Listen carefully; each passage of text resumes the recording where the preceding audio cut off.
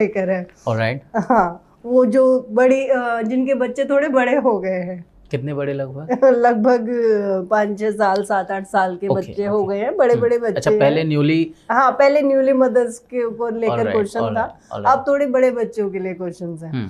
अब मदर्स की परेशानी ये है, बच्चे सुनते नहीं हैं, बच्चे पढ़ाई में बहुत जी चुराते हैं, उनके पीछे सारा दिन भागना पड़ता है ना, और काम की नहीं सुनते हैं। मतलब जो भी उनसे कहो वो ध्यान नहीं देते हैं और परेशान करते हैं। मदर उनकी चिंताओं में ही लगी रहती है कि ये कल को क्या करेगा आगे होके, क्योंकि वो बच्चे सुनते ही नहीं है। हो गया आपका क्वेश्चन? बिल्कुल, गुड क्वेश्चन। और ये हो सकता है आपका भी क्वेश्चन हो, लेकिन इसकी जो आंसर है ना जो मैं आपको दूंगा, उसके एक्सेप्टेंस में थोड़ी सी प्रॉब्लम आ सकती है आपको। लेकिन जब आप गहराई में जाके एकांत में सोचेंगे तो आपको लगेगा कि हाँ, बात तो ठीक है। ध्यान से समझिएगा, आपको बच्चों के पीछे इसलिए भागना पड़ रहा है क्योंकि आप उन्हें कंट्रोल करना चाहते हैं। ज़्यादातर पेरेंट्स के साथ क्या हो जाता है कि वो बच्चों की इंडिविजुअलिटी को पनपने ही नहीं देते।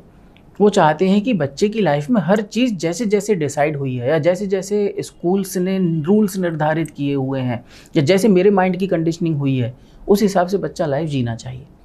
लेकिन बच्चा क्या है, आज जैसा कि आपने मेंशन करा, 5 साल 7 साल 8 साल का जो बच्चा होने लगता है, तो उस समय वो इंडिविजुअलिटी को बिल्ड करना शुरू करता है। वो रियलाइज़ करता है अपनी पावर्स को, उसे अपने अंदर जो पोटेंशियल है वो नज़र आने लगता है। उस पोटेंशियल को तो लेकिन मदर देख ही नहीं रही है, उस पोटेंशियल को तो कोई रिस्पेक्ट कर ही नहीं रहा है, कोई एक्नॉलेज ही नहीं कर रहा है कि बेटा शाबाश, बेटा तुम ये हो, बेटा तुम बहुत अच्छे हो, बेटा तुम ये कर सकते हो, तुम तो कुछ भी कर सकते हो। मदर्स क्या देख रही हैं? बेटा तुम मैथमेटिक्स में अच्छे नहीं हो, बेटा तुम हिंदी में अच्छे नहीं हो, बेटा तुम संस्कृत में अच्छे नहीं हो। हमारा बेटा तो पता नहीं यार, मैथमेटिक्स समझ ही नहीं आ पाता उसको, मैं तो सोच रही हूँ उसके लिए ट्यूशन वूशन देख लूँ। बच्चा वहीं बैठा खेल रहा है, मदर वहीं बैठी बात कर रही हैं अपनी सहेली से। तो क्या हो रहा है? आप उसे किसके हिसाब से चला रहे हो? जो आपके माइंड में कंडीशनिंग हो गई है उसके हिसाब से। बच्चा चाहता है लिबर्टी, बच्चा चाहता है इंडिविजुअलिटी, और आप क्या कर रहे हो? कंट्रोल। तो यहाँ पर जो झींकना, जो आपका जो परेशान होना हो रहा है, या जो व्याकुलता बढ़ती चली जा रही है, वो किस वजह से बढ़ती चली जा रही है? क्योंकि आप उस कंडीशनिंग को ड्रॉप नहीं कर रहे हो। बच्चे के साथ आपको एज अ फ्रेंड उसके पोटेंशियल को, उसके विज़न को, उसकी इमेजिनेशन को रिस्पेक्ट करना पड़ेगा। आपको उसके साथ बैठ के वो कार्टून देखने पड़ेंगे जिन्हें वो देख रहा है। होता क्या होगा? लो बेटा रिमोट ले लो, अब थोड़ी देर टीवी देख लो। क्यों देख लो भाई? और क्या देख लो? आपको पता है वो क्या देख रहा है टीवी में? नहीं पता। कंटेंट के अंदर क्या चल रहा है? नहीं पता है। लेकिन अगर आप भी बैठो तो हो सकता है कि बच्चा कुछ भी देखे उसमें से कुछ अच्छा ड्राइव करके दोनों उसको समझ लो। हम केवल बच्चे को तब पकड़ते हैं जब उसे पढ़ाई करानी होती है, जब उसे होमवर्क कराना होता है, जब उसे कुछ सिखाना होता है, क्योंकि हमारी कंडीशनिंग अब एक्टिवेट हो गई। अब हम बच्चे के पीछे पड़ेंगे, भागेगा ही वो आपका है ही नहीं। वो तो इंडिविजुअल सोल है, उड़ता पंछी है वो, मैं कहूँगा ईगल है वो। ईगल को आप पिंजरे में कैद करना चाहते हो? अरे भाई उसे खुला आकाश दो। आकाश दो मतलब उसे मोटिवेट में ज्वाइन कराओ, DHYC में admission low, discover hero in your child. उसके अंदर हो सकता है ये सारी बातें जो आप इस पॉडकास्ट में सीख रहे हैं, उन सारी बातों की गहराई में उतर पाओ। क्योंकि DHYC में हम केवल बच्चे के कम्युनिकेशन स्किल्स पर ही वर्क नहीं करते हैं, एक फैमिली के कल्चरल शिफ्ट को क्रिएट करते हैं। एक फैमिली को वो वैल्यूज़, वो गाइडेंस भी प्रोवाइड करते हैं उन मदर को, उन फादर को। वो स्मॉल बिहेवियरल शिफ्ट से इंट्रोड्यूस कराते हैं जिन्हें अगर वो इम्प्लीमेंट करते हैं तो बच्चा ऑटो मोड पर वो सारी चीज़ें करना शुरू कर देता है, जिन सारी चीज़ों के बाद वो करता है जो आप चाहते हैं कि वो करे, और वो भी करता है जो उसके लिए सही है। यानी कि वो अपनी इंडिविजुअलिटी को पहचानने लगता है और आप भी उसकी इंडिविजुअलिटी को ऑनर करने लगते हैं। थोड़ा सा मैंने सोचा इस बारे में भी बता देता हूँ। तो मेरे ख्याल से आप मेरी भी बात समझ पा रहे होंगे कि बच्चे की इंडिविजुअलिटी को, उसकी इमेजिनेशन को, उसकी क्रिएटिविटी को, उसकी हिडन पावर्स को, उसके पोटेंशियल को एक्नॉलेज और रिस्पेक्ट करने की ज़रूरत है। थोड़ी देर के लिए ये भूल जाइए कि आपके बच्चे को मैथमेटिक्स में अच्छा होना है, संस्कृत में अच्छा होना है, एग्ज़ाम में मार्क्स लाने हैं, ये सबसे बड़ा टेंशन है, एग्ज़ाम में मार्क्स लाने हैं। अब मैं कितनी बार कहता भी हूँ आपसे कि एग्ज़ाम्स के लिए मत पढ़ाओ, एजुकेशन के लिए पढ़ाओ। अगर आप मैथमेटिक्स में एक बच्चा जो वीक है उसको पढ़ाना चाहते हो तो ये बताओ ही मत कि बेटा तुझे एग्ज़ाम पास करना है। बस ये सोच लो कि आप बच्चे को जो भी सिखा रहे हैं वो उसे सीख जाए। अगर आप मान लीजिए वो 5th क्लास में और 5th क्लास का मैथमेटिक्स जो है वो उसको चैलेंजिंग लग रहा है, आप उसे 3rd क्लास के मैथमेटिक्स में अच्छा करो ना, वो उसे एंटरटेनिंग लगेगा। और अपने मन में सेटिस्फेक्शन रखो कि मेरा बच्चा सीखा है, because the success lies in learning not in passing exams.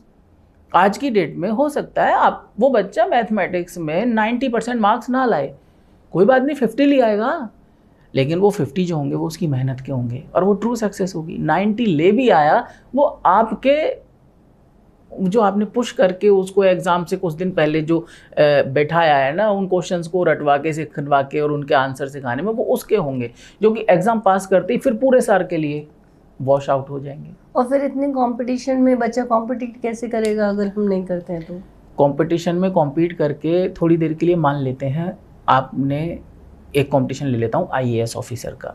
सब चाहते हैं आजकल बच्चे को माँ बाप से कहा देंगे मेरा बेटा IAS बनेगा, ठीक है। मैं कह रहा हूँ आपने बच्चे को पढ़ा लिया, IAS के कंपटीशन में कॉम्पीट भी कर लिया, ठीक है, और वो अच्छा मार्क्स लेके मैं कहता हूँ वो IAS बन गया, इससे तो ज़्यादा खुशी की कोई बात नहीं होगी। आज आप यंग हैं, आपको पता नहीं है, लेकिन जब बच्चा IAS बन जाएगा उस समय आप ओल्ड हो गए, ठीक है।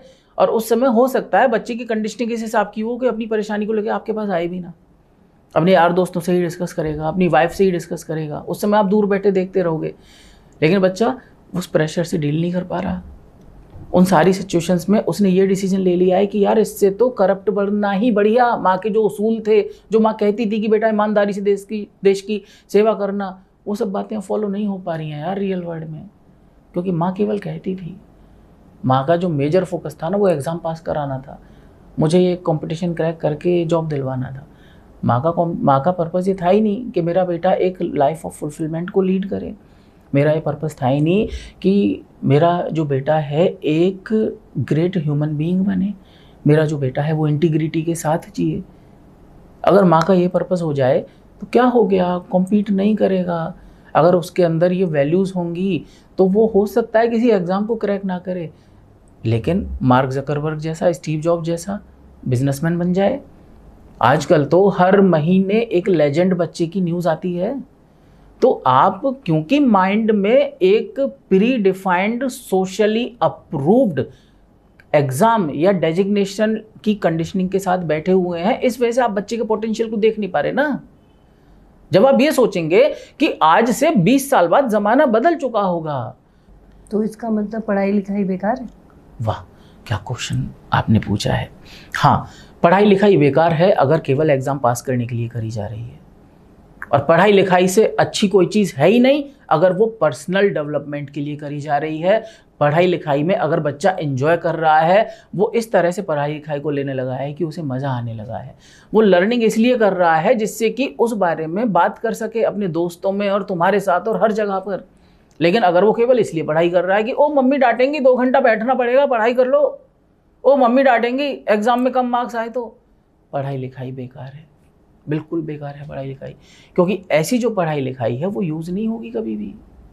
कौन सी पढ़ाई लिखाई यूज़ होगी? सोसाइटी के लिए यूज़ होने की बात कर रहा हूँ, इसलिए यूज़ होने की बात नहीं कर रहा कि हाँ ये पढ़ाई लिखाई जो पैसे कमा के लाएगी। ओके, पैसे तो आपको पता है बहुत सारे रास्ते हैं कमाने के। तो पढ़ाई लिखाई जब पर्सनल डेवलपमेंट के लिए, मेंटल अपलिफ्टमेंट के लिए, फुलफिलमेंट के लिए होगी, तो वो पढ़ाई लिखाई सोसाइटी को बेटर प्लेस बनाएगी लोगों के लिए। लेकिन जब पढ़ाई लिखाई केवल एग्जाम्स के लिए होगी तो केवल स्वार्थ के लिए होगी। तो ये कुछ कॉन्ट्राडिक्ट नहीं हो रहा है कि अगर आप मान लीजिए आप जो बात कह रहे हैं, इससे तो ये पता चलता है कि आप कह रहे हैं कि बच्चों को खुला छोड़ देना चाहिए? नो, बच्चों को खुला छोड़ने की बात ही नहीं कही। मैंने कहा उनकी विजुअलाइजेशन, उनके इमेजिनेशन, उनके पोटेंशियल के साथ अलाइन करना चाहिए। और जब आप उनके पोटेंशियल के साथ अलाइन करेंगे, एक्नॉलेज करेंगे, ऑनर करेंगे, एक्सेप्ट करेंगे, तब बच्चा आपकी तरफ भागेगा, क्योंकि उसे वो इंसान मिल ही नहीं रहा था जो उसके पोटेंशियल को एड्रेस करे, पहचाने। फिर आप बच्चे से पढ़ाई कराना, फिर बच्चे को पढ़ाई जो कराना एग्ज़ाम के लिए मत कराना, तब उस बच्चे को जब पढ़ाई कराना समझने के लिए कराना, पर्सनल डेवलपमेंट और अपलिफ्टमेंट के लिए कराना, तब उस पढ़ाई में मैजिकल रिजल्ट्स आएंगे। बिल्कुल।